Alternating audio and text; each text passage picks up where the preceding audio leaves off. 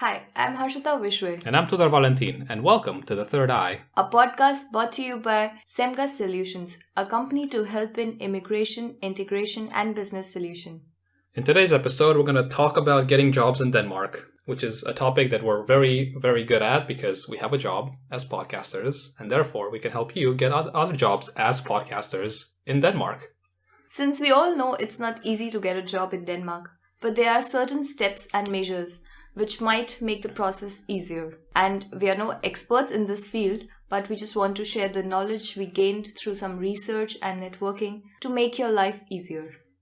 Well, what's our first topic? Is it going to talk about the Danish labor market system and how it functions? Yeah. So first, let's talk about the Danish labor market system.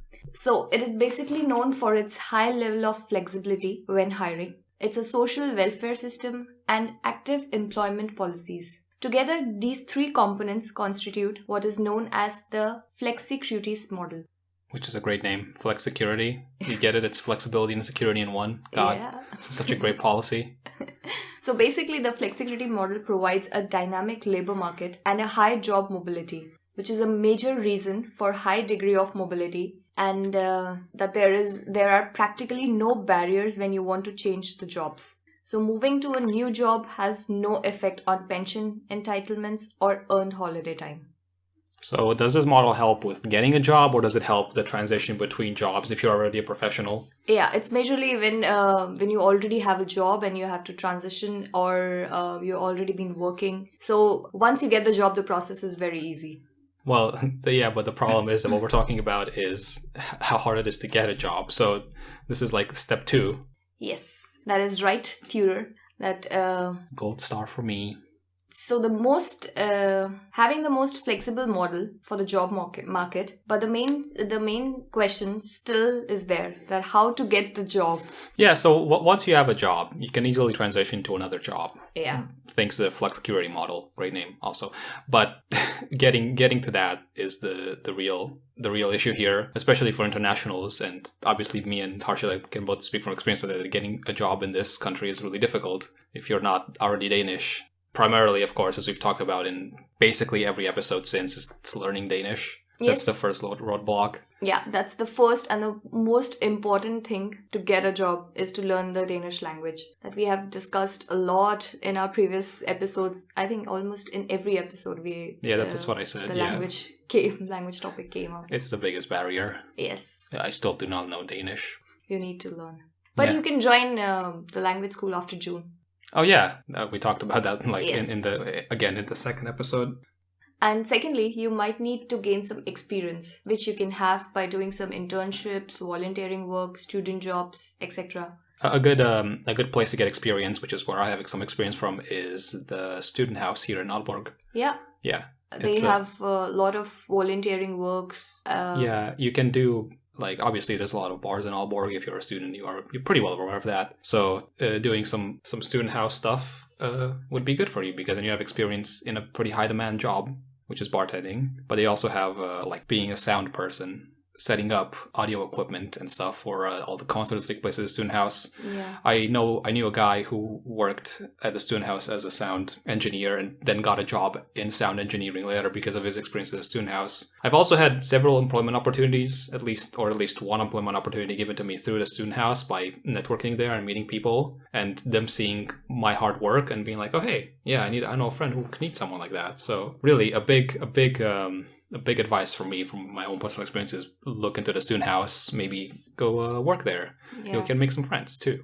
Yeah, student house is, I think, a very good platform. Plus, they have event management where you can learn. They have a lot of events coming up, concerts coming up. So you can just be there and help. And they frequently require volunteers, as you said. Also, International Night is in every week, so... I think it's every Wednesday. Yep. And there are many companies which provide some such positions as well. Some are paid while some are unpaid. But if you really want to learn, it shouldn't matter. Another very important thing to keep in mind is networking. There are many platforms available here for networking and making connections depending on your interests, like International House. We have discussed about International House in our previous episode. We were in the International House while talking about the International House. It was amazing. And there we have talked about that there are a lot of platforms which will actually help you in networking. There are organizations working where you can go and actually interact with different kind of people. Also, there is a business work for entrepreneurs, which is like a startup cafe, which is another great chance, which offers another great chance for someone to interact with different people and connect. Yeah, if you want to start your own company, do you want to start your own company? Because I don't. You don't, but there are a lot of people who are actually interested in startups, and even if you don't. Yeah, want to... I've had friends who like start up their own company. Yeah. Unsuccessfully, but they did it, so it was nice. I mean, you might fail once or twice, but yeah, of course you'll third learn. time's the charm, as they say. Yeah. Also, there are a lot of people who might want to work in startups, if not open a startup. So there you might get opportunity to interact with people and hear about different ideas and project ideas, and you might want to join them and they might offer you something. Yeah. So that's also a very, very good place for networking. Also, there are various clubs and social groups which would help you achieve the same. It all depends on your interest, basically. Yeah, there's like a little hole for you to fill anywhere in the city if you need to network, especially. Yeah. Specific groups. Yeah, there are a lot of, I think, once you arrive at the university, you get a whole bunch of pamphlets of all the groups that are there. Oh, yeah, and they're plastered on every wall. It's basically paved. The walls are paved with groups. And also a lot of people doing, like, experiments on you. Also, there are Facebook groups which keeps on posting about the regular events happening.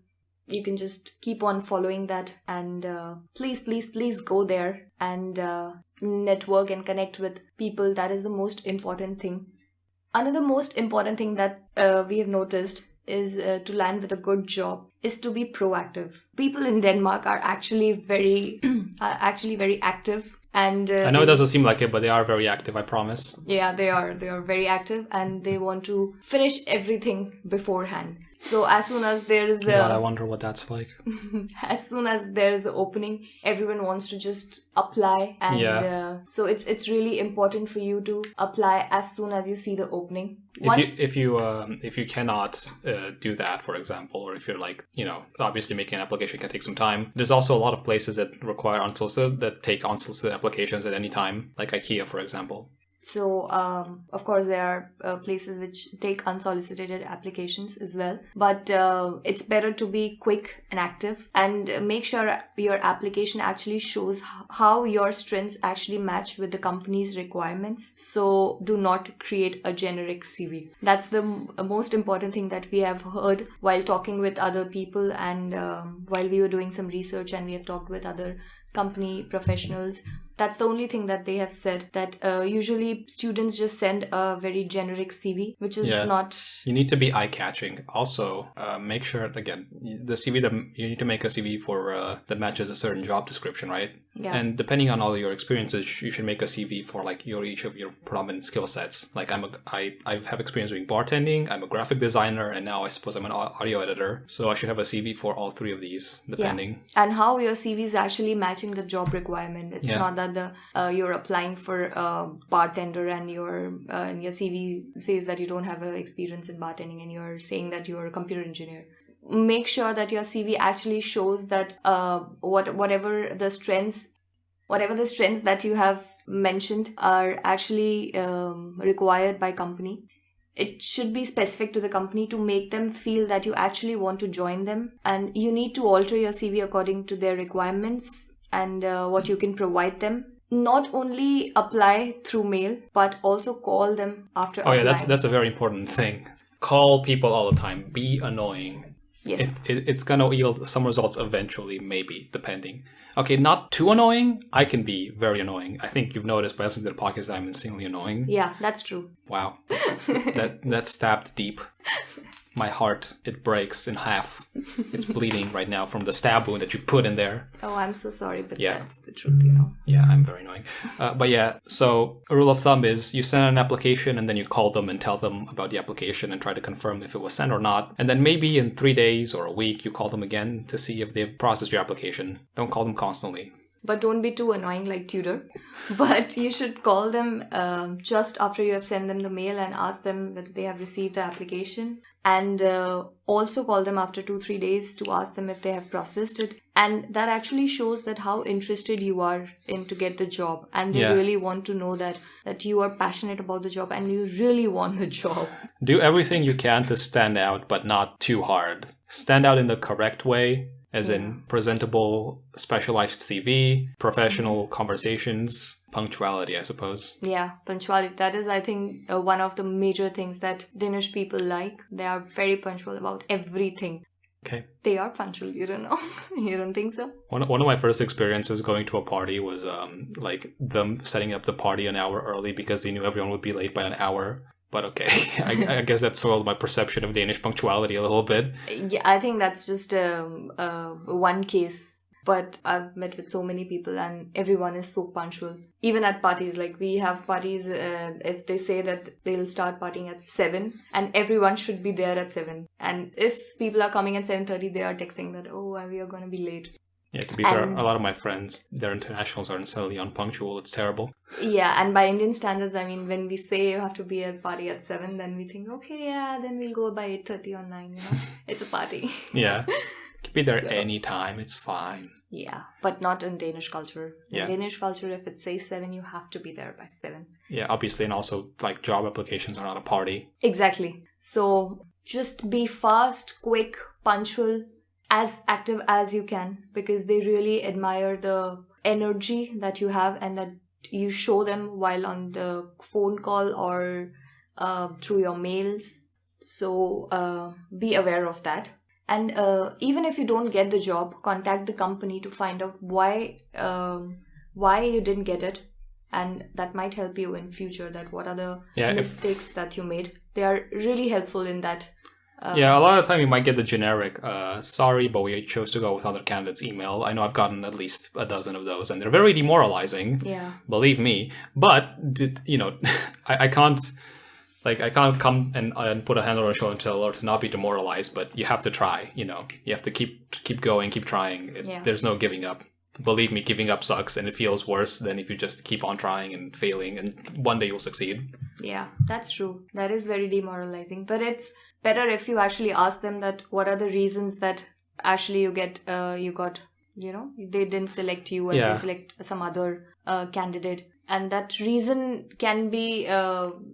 Critique is very healthy. It helps you improve. They might tell you the issues with your CV or the qualifications you would actually need for the job. So when you apply for the next time or to some other company, you might keep that in mind. So it's a very good thing to actually... open yourself up to the firing squad, guys.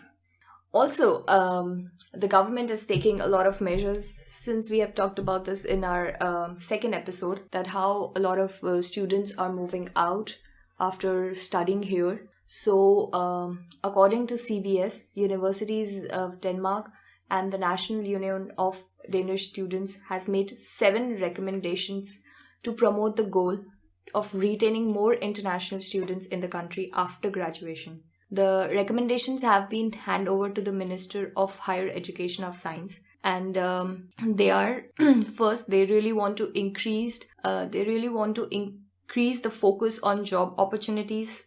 Yeah, and the second one is better access to Danish language courses for international students. Which I think they have done by making it accessible and making it free. Yeah, as we've discussed in the episode about the Finance Act 2020. Yeah, also the international students must know the Danish companies, which I think they are doing by promoting the Danish companies, but they should work hard on this. Yeah, hey, the Danish ministry...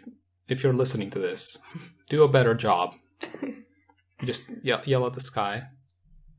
Fourth, Danish companies must see a potential in international students, which is true. Most of the companies reject the international students just after looking at their CV and the fact that they don't know the Danish language. Yeah. Which is, I think...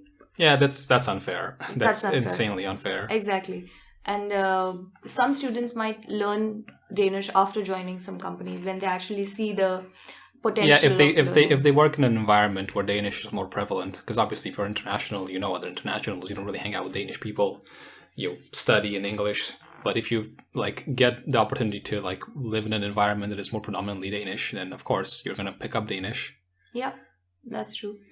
And 6 international students must know Danish culture, which I think is pretty much true, because most of the international students, if they have to survive in Denmark, they have to adjust themselves with the Danish culture. Yeah, I mean, obviously that depends on where you are from, because like if you're from Europe, it's basically all the same. We pretend like we're all different, but European culture is pretty unanimous, you know. Mm-hmm.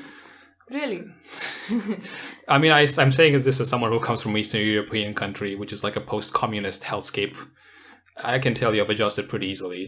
But do you think that the Danish culture is pretty much similar to the Romanian culture? I mean, you know, obviously saying that, I feel like I've already like I was gonna say trigger, but it's a terrible joke. I've set off the fire in several people's eyes. I can see them fuming at me. But Europe is pretty similar all around.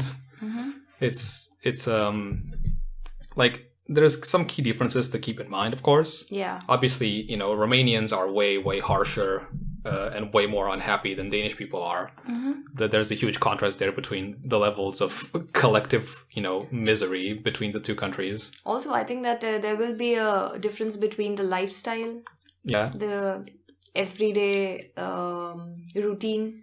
Like it's very common to get up to start the day at 8 o'clock in the morning. Yeah. Do you also start the day? I mean, I think that's pretty common everywhere. Okay. It's not common in India at all. You don't start the day at 8. Like offices start at 10. 9:30 or 10. But I assume you wake up at 8 to get ready for your job and then go to 10. Yeah, but then here you have to be at the job at 8. So you can't wake up at 8. Okay. So that the 2 hours of sleep gives a huge difference, actually. I suppose. Also, obviously, the main key difference in a lot of European countries is their history. They don't have a shared history a lot of the time. Mm-hmm. A lot of European countries used to be at war with each other. Yeah. So, yeah, but otherwise, like, if you're from Europe, you'll probably adjust way more easier. Definitely. That was my point. Yeah, definitely. Please don't be mad at me. Please don't email me. I don't care. I have my opinions. I'm European. I can have these opinions. Leave me alone.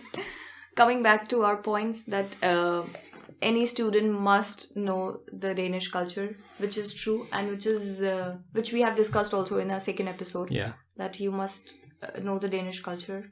Which is very easy. All you need is to drink a lot of the specific... beer. Drink a lot of beer. Yeah. A lot of the very specific, rare Danish elixir that makes everyone happy. Yeah.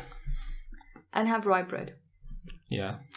The 7th point that they made, and the last point, was the legal barriers must be removed. Which is true. There are a lot of legal barriers which actually...